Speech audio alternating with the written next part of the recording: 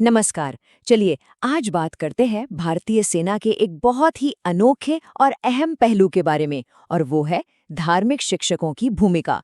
लेकिन ये सिर्फ पूजा पाठ तक ही सीमित नहीं है, बल्कि ये इस बारे में है कि दुनिया की सबसे बड़ी सेनाओं में से एक अपनी आत्मा को, अपने जज्बे को कैसे मजबूत रखती है। आइए इसे और गहराई से समझते हैं। तो पहला सवाल यही मन में आता है कि भाई आज के ज़माने में जहाँ ड्रोन और साइबर वॉरफेयर की बात होती है, वहाँ एक आध्यात्मिक मार्गदर्शक की क्या ज़रूरत है? क्या ये सिर्फ एक पुरानी परंपरा है या इसका कोई गहरा स्ट्रैटेजिक महत्व भी है? चलिए इसी सवाल का जवाब ढूंढते हैं। अच्छा, तो इन्हें ऑफिशियली कहते हैं RTJCO, यानी religious teacher junior commissioned officer. लेकिन इनका काम सिर्फ धार्मिक रस्में करवाना नहीं है। असल में ये सैनिकों के मेंटल और स्पिरिचुअल स्टेबिलिटी की नींव हैं। मतलब कि ये प्रेरणा, हिम्मत और अंदरूनी ताकत का एक बहुत बड़ा जरिया है। तो आज हम इनकी भूमिका को 5 अलग-अलग एंगल से समझेंगे।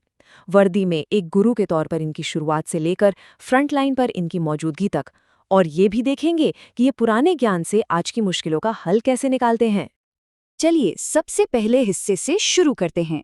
वर्दी में एक गुरु। देखते हैं कि ये एक सैनिक के कैरेक्टर और उसके हौसले को कैसे घड़ते हैं। देखिए, RTJCO की सबसे अहम भूमिका शायद मनोवैज्ञानिक ही है।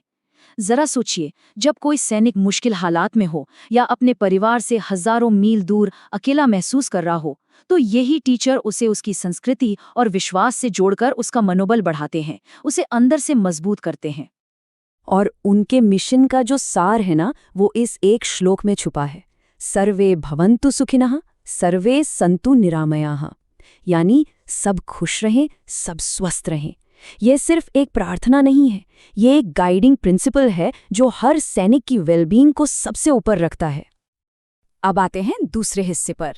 ये समझते हैं कि ये भूमिका एक सैनिक के लिए नैतिक कंपास, यानी सही गलत की समझ कैसे बनती है, जहां बड़े से बड़े सवालों का जवाब सदियों पुराने ज्ञान से मिलता है। एक सैनिक के मन में ये सवाल अक्सर आता होगा, है ना, कि क्या अमन हमेशा जंग से बेहतर होता है? तो एक RTJCO इस उलझे हुए सवाल को कैसे समझाता है? देखिए, जो नजरिया उन्हें सिखाया जाता है वो बहुत बैलेंस्ड है। युद्ध को हमेशा आखिरी ऑप्शन माना जाता है। अहिंसा परमो धर्मः के सिद्धांत पर चलते हुए शांति वार्ता को ही पहली प्राथमिकता दी जाती है। लेकिन हाँ, जब देश की रक्षा का सवाल हो तो कर्तव्य निभाने के लिए युद्ध को भी स्वीकार किया जाता है। यहाँ टेक्नोलॉजी और सैनिक के रिश्ते को समझना बहुत जरूरी है। टेक्नोलॉजी, चाहे वो ड्रोन हो या एडवांस हथियार, वो बस एक टूल है, एक औजार। लेकिन उस औजार को चलाने वाली जो आत्मा है, वो तो सैनिक ही है, जो आखिरी फैसला लेता है। और इसी सोच को भगवत गीता का ये श्लोक और भी पुख्ता करता है। ये हमें याद दिलाता है कि एक सैनिक की असली ताकत उसके अंदरूनी गुणों में है, शौर्य, तेज और हिम्मत में, न कि सिर्फ उन हथियारों में जिन्हें वो चलाता है।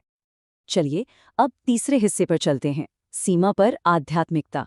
यहाँ हम RTJCO के उन डायरेक्ट स्पिरिचुअल और रिचुअल वाले कामों पर फोकस करेंगे जो एक सैनिक की जिंदगी के सबसे नाजुक पलों में सामने आते हैं।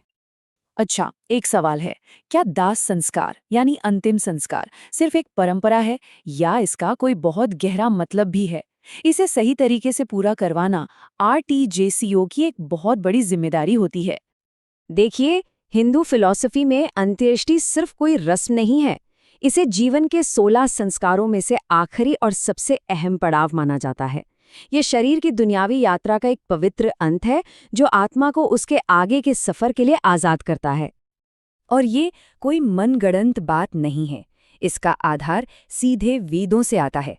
यजुर्वेद का ये वचन साफ साफ कहता है कि शरीर का अंत भस्म यानी राख में ही होना चाहिए। ये एक सीधा शास्त्रीय निर्देश है जिसका पालन RTJCO करवाते हैं। और कमाल की बात यह है कि इन सदियों पुरानी परंपराओं को आज के आधुनिक दौर में भी कैसे निभाया जाता है। अगर इलेक्ट्रिक शवदाह का इस्तेमाल हो रहा है, तब भी रस्म का सार नहीं बदलता। घी और सुगंधित सामग्री को शरीर के साथ रखा जाता है और मंत्रों का पाठ बाहर से होता रहता है ताकि संस्कार की पवित्रता बनी रहे। ओके, तो अब आते हैं चौथे पॉइंट पर, प्राचीन ग्रंथ, आधुनिक समस्याएं। यहाँ ये समझना दिलचस्प होगा कि आरटीजीएसयू की भूमिका आज की चुनौतियों से निपटने में कितनी रेलेवेंट है। अब एक बहुत ही रियल वर्ल्ड सवाल आता है। मंदिर, मस्जिद जैसे बेहद सेंसिटिव मुद्दों पर एक आरटीजीएसयू को क्या रुख अपनाना चाहिए, क्योंकि उनकी भूमिका तो जोड़ने की है, तोड़ने की नहीं। ऐसी सिचुएशन में उनका स्टैंड एकदम क्लियर और सेक्युलर होता है, जो संविधान पर आधारित है। वो सैनिकों को सिखाते हैं कि संविधान सबसे ऊपर है और देश की एकता ही सबसे बड़ा धर्म है। उन्हें याद दिलाया जाता है कि एक सैनिक के तौर पर उनका पहला और आखिरी धर्म सिर्फ देश की रक्षा करना है, और ये किसी भी पर्सनल विश्वास से ऊपर है। और बात सिर्फ धर्म ग्रंथों की नहीं है, उन्हें अग्निपथ स्कीम जैसी करंट सरकारी पॉलिसीज की भी अच्छी खासी जानकारी होनी चाहिए। क्यों? ताकि वे सैनिकों के भविष्य और करियर से जुड़ी चिंताओं को समझ सकें और उन्हें सही तरीके से गाइड कर सकें। ये उनका हौसला बनाए रखने के लिए बहुत जरूरी है। और अब आते हैं हमारे आखिरी हिस्से पर, एक मार्गदर्शक का मन। यहाँ हम उन सभी क्वालिटीज को एक साथ देखेंगे जो इस अनोखी भूमिका के लिए एक उम्मीदवार को परफेक्ट बनाती हैं। तो एक कामयाब आरटीजीएसयू बनने के लिए किन चीजों की जरूरत होती है? ये कई गुणों का एक मिक्सचर है।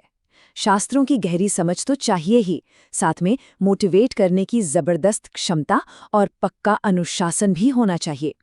और शायद सबसे जरूरी, उन्हें विश्वास और वैज्ञानिक सोच के बीच एक बैलेंस बनाना आना चाहिए।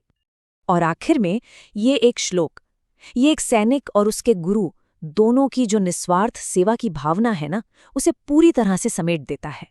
कर्मण्येवाधिकारस्ते मा फलेषु कदाचन, यानी अपना काम करो, फल की चिंता मत करो। यही तो भारतीय सेना की मूल भावना है। तो जाते जाते एक सवाल छोड़ जाते हैं। जैसे जैसे हमारे इंस्टीट्यूशंस मॉडर्न हो रहे हैं, क्या सदियों पुराने इस ज्ञान की भूमिका और भी जरूरी नहीं हो जाती? शायद असली ताकत परंपरा और प्रगति के इसी संतुलन में छिपी है। इस विषय पर हमारे साथ जुड़ने के लिए धन्यवाद।